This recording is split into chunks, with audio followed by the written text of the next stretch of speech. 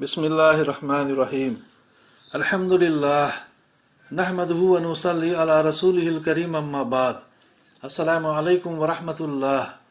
محترم بزرگوں، دوستوں، عزیز ساتھیوں، معزز خواتین، آئیے دین کی دعوت سے متعلق قرآنی آیات کا مطالعہ کریں انشاءاللہ۔ درود شریف پڑھ لیجئے۔ اللہم صلی علی محمد وعلی آل محمد وبارک وسلم۔ سورہ تحریم میں وقال تعالی یا ایہا الذین آمنوا قوا انفسکم واہلیکم نارا وقودها الناس والحجارۃ علیہا ملائکۃ غلاظ شداد لا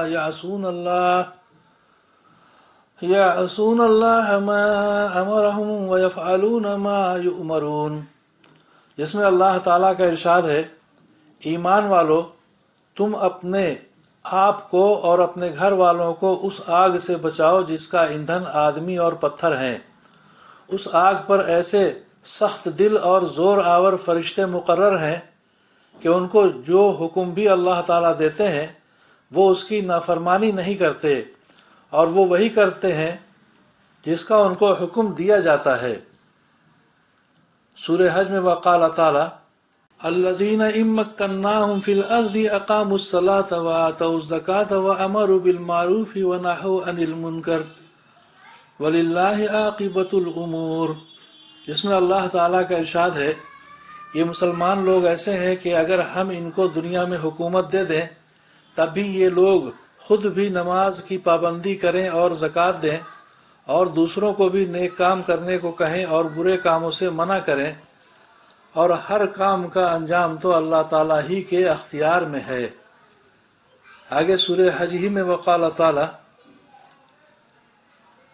وَجَاهِدُوا فِي اللَّهِ حَقًّا جِهَادِهِ هُوَ اجْتَبَاكُمْ وَمَا جَعَلَ عَلَيْكُمْ فِي الدِّينِ مِنْ حَرَجٍ مِلَّةَ أَبِيكُمْ إِبْرَاهِيمَ هُوَ سَمَّاكُمُ الْمُسْلِمِينَ مِنْ قَبْلُ وَفِي هَذَا لِيَكُونَ الرَّسُولُ شَهِيدًا عَلَيْكُمْ وَتَكُونُوا شُهَدَاءَ عَلَى النَّاسِ، جس میں اللہ تعالیٰ کا ارشاد ہے، اور اللہ تعالیٰ کے دین کے لیے محنت کیا کرو جیسا محنت کرنے کا حق ہے۔ انہوں نے تمام دنیا میں اپنا پیغام پہنچانے کے لیے تم کو چن لیا ہے، اور دین میں تم پر کسی طرح کی سختی نہیں کی، لہذا دین کا کام آسان ہے، اور جو اسلام کے احکام تم کو دیے گئے ہیں وہ دین ابراہیمی کے مطابق ہیں، اس لیے تم اپنے باپ ابراہیم کے دین پر قائم رہو۔ اللہ تعالیٰ نے تمہارا لقب قرآن کے نازل ہونے سے پہلے بھی اور اس قرآن میں بھی مسلمان رکھا ہے، یعنی فرما بردار اور وفا شعار۔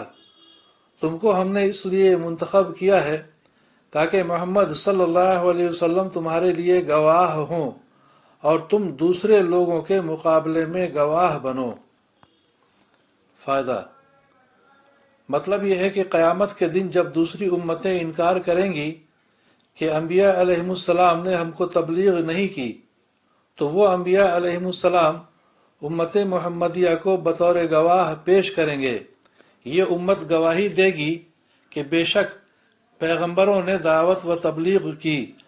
جب سوال ہوگا کہ تم کو کیسے معلوم ہوا، جواب دیں گے کہ ہم کو ہمارے نبی صلی اللہ علیہ وسلم نے بتایا تھا، اور پھر رسول اللہ صلی اللہ علیہ وسلم اپنی امت کی گواہی کے معتبر ہونے کی تصدیق فرمائیں گے۔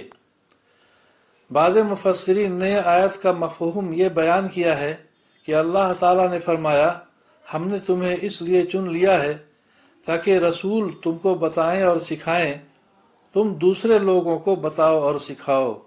کشف الرحمن۔ وآخر دعوانا ان الحمد للہ رب العالمین۔ اللہ تعالیٰ ہم سبھی کو سمجھ بوجھ کے صحیح عمل کرنے کی توفیق عطا فرمائے، دین کی دعوت دینے کی اور اللہ کے بندوں کو اللہ کی طرف بلانے کی توفیق عطا فرمائے، ہم سبھی کی پریشانیوں کو دور فرمائے اور دونوں جہاں کی عافیت مقدر فرمائے، آمین یا رب العالمین۔